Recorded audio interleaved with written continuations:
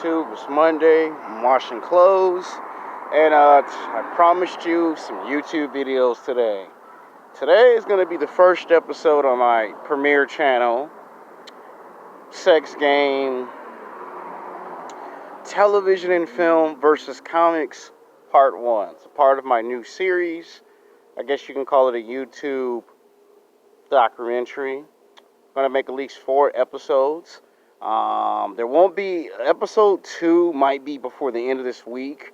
Now, as for episode 3 and 4, you might have to wait for those a lot more longer, because with my new job, I have to come to work on Saturday and Sunday, back to back. 8 plus 8 is 16 hours. So that's 2 days, that's Saturdays and Sundays. You will not be seeing me make any videos because I'll be at work. I have to complete my orientation training. It's actually required, and it's paid orientation training. You don't show up, you don't get paid, then they can just terminate you if you don't show up. So I have to, that'll be a Saturday and Sunday. You won't be getting no videos for like at least 2 to 3 days. You won't be getting no videos, basically, if that's the case. Now let's start off this first episode, shall we? Now, the problem that I've noticed in Hollywood with television and film is that the vast majority audience loves the movies and the television. Like, if you're talking about Marvel, the Marvel Cinematic Universe, we love the Iron Mans, the Thors, the Captain Americas. We like the Hulks, we like the Avenger movies. But you have what they call the comic book purists, the one who feels like the comic books, the graphic novels, are the perfect interpretation of those characters that we see in television and film. And most people express that frustration when they watch their favorite beloved characters that they went to high school and college with as a kid and a teenager and as a young adult be portrayed on television and film. One could be outraged when those characters are not portrayed in the proper light. A prime example of this would be the Hellboy movies. Some people did not like the PG-13 versions of Hellboy from 13 years ago because they were too kid-friendly and it was catering towards kids. Whereas the rated R version, it catered toward mature audiences, but the movie still kind of failed because you still didn't get a proper representation of who and what Hellboy is. That's just one prime example. Another one would probably be the first Captain America movie, Captain America First Avenger. Very well written film, very well written, very well directed, very good detailed story. Now, there were certain moments in that first Captain America First Avenger movie where it was a little cheesy, a little corny. There were some things in the movie that didn't make no sense, but it was Captain America for the most part. It's not until the second story and the third story of Steve Rogers that we get a close to a proper interpretation.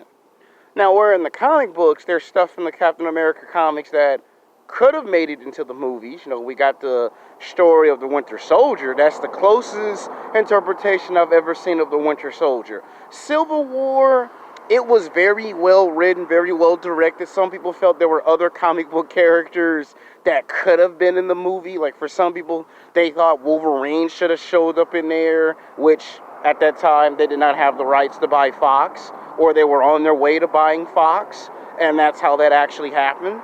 But even if you try to add in other characters in the movie, then you mess up the story plot and the character development, because then it's overflown with too many characters in one movie. A prime example of a movie that tried to do that was Mortal Kombat 2 Annihilation. That's like almost 15 years ago. The director who directed all the Resident Evil films, he did direct Mortal Kombat and came back and directed the second film, and he started throwing all the characters from the video games of Mortal Kombat 2 and 3, and it got so confusing to the audience, it didn't make no sense. They brought in Scorpion, they made him a ghost. People were upset what they did to Scorpion. People was mad that Sub-Zero was on camera for 20 minutes. So they showed you Sub-Zero and Scorpion, and then when their purposes were served, that was the end of their story. You know, they showed you Rain. You know, they showed you Ermac. They showed you Nightwolf. I'm talking about Mortal Kombat 2. It's like 13, 14 years ago. And they said that was by far the worst Mortal Kombat movie ever because it had too many characters and could nobody figure out who was who in that movie. So those are prime examples of what happens if you take something from a video game, which I'm probably going to make that part 2. So I'm just trying to give you prime examples on what happens. Now, there are times where the movies and the TV shows are just as great as their comic book graphic novel counterparts. Now, the first Avengers film was pretty good. Now, the second Avengers film, it was good, but the plot and the villain they picked was so predictable that people were upset that they could have picked a more better villain in the second Avengers movie, which, yeah, I agree with. Now, when I look back at that second Avengers film, you could have had another villain like the Mandarin. You could have had a story of a clone of Red Skull. That would have been the perfect time to introduce Doctor Doom in the second Avengers film. I'm saying how the second film was nothing like the first one. Like, the first one was badass and epic. The second one, it kind of felt short in stature. Some people were a little upset by the fact they didn't get the villain that they thought they should have got. Iron Man 3 is another prime example, where, again, they try to convince you they're going to have the ultimate bad villain that's going to give Iron Man a true challenge, and they made the Mandarin into a joke, which pissed off a lot of comic book fans. People who watched the movies and the TV shows at the time, they didn't quite understood what was the anger and the rage of Iron Man 3. Same thing if you watch Thor 2. Some people didn't like Thor fighting the Dark Elves. They wanted him to fight Helen, which you got Helen, but you got her in the third movie. And even after that movie, there were complaints that they wanted to see the dark version of that movie of Thor Ragnarok and not prefer to see a Thor comedy. So some of these movies, they do get overhyped. People do get upset with these films. They do get upset at the fact that these movies do not portray their characters in strong light. Then you have some characters in the very beginning that they played around with too much, and it weren't until after, the second or third movie they had to kind of like tweak these characters, repackage them up, and make them a little bit more serious. Like Hawkeye. Like in the first Avengers film, you're getting the Hawkeye from the actual comic books. The thing is, you don't see that much of them. Second Avenger film, you're getting you some more Hawkeye that is very accurate to its comic book counterpart. It isn't until we get to Captain America Civil War that they got a little upset that they were trying to make him out to be like the nice guy of the Avengers, and some people really weren't feeling that. And when they repackaged Hawkeye and made him a dark character in the second Avenger movie, which would be Avengers Endgame, you got an even another interpretation of Hawkeye close to its comic book counterpart. Same thing with the movie Logan. A lot of people love the movie Logan because it got close to showing you the Wolverine that you read in comic books for years. Now, some argue that the Wolverine we got in the first 3 X-Men films was Wolverine from the Ultimate X-Men comics, which was pretty okay. No one complained about that version and that interpretation of Wolverine because it was played by Hugh Jackman. Now, when they tried to give us the origins of Wolverine, again, we got something that came from the comic book, which is Origins of Wolverine.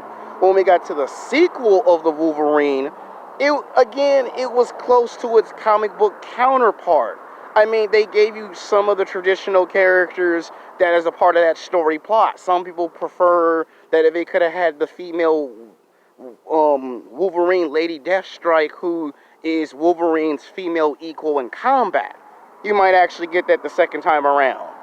So basically, this first episode is to basically give you a breakdown and explain its television and film versus comics part 1, because it's a new original concept series. 4 episodes. Every time I do an episode, it will be talking about something completely different. Like, it'll still be for the most part, me talking about television and film, it'd be more like a compare and contrast, something new, something fresh, something that's not been explored here on YouTube, something that will probably grab your interest. And I know some people are going to want me to talk about, well, what do you think about Star Wars and Star Trek? What do you think about those movies and TV show concepts? And that might be spin-offs, because I want to make it 4 episodes, because I don't know if this is going to be well received. Sometimes when I make new series, people don't always take a liking to my new content, and some people take a liking to my new content. So we're starting off with 4 videos, and if it's well received, then we'll try to really make this interesting.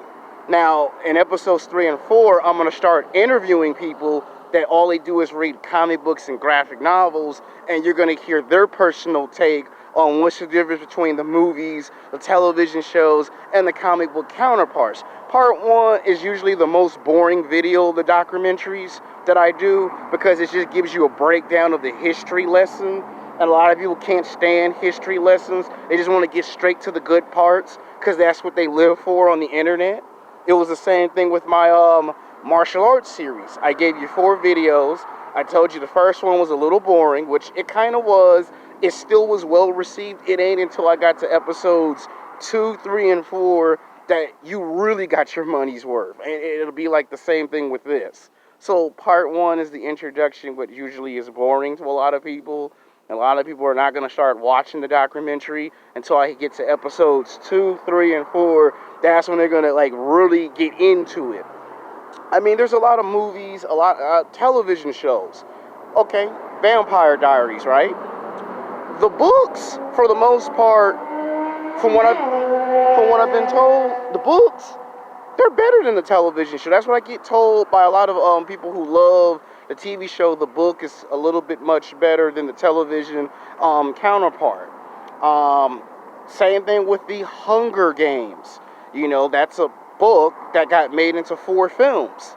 And a lot of people say the books are better to enjoy than wasting your money and time and energy on looking at the movies. Me, when it comes to Hunger Games, I'm like half and half. I'll watch the book, I'll read the books, turn around and watch the movie for a better understanding.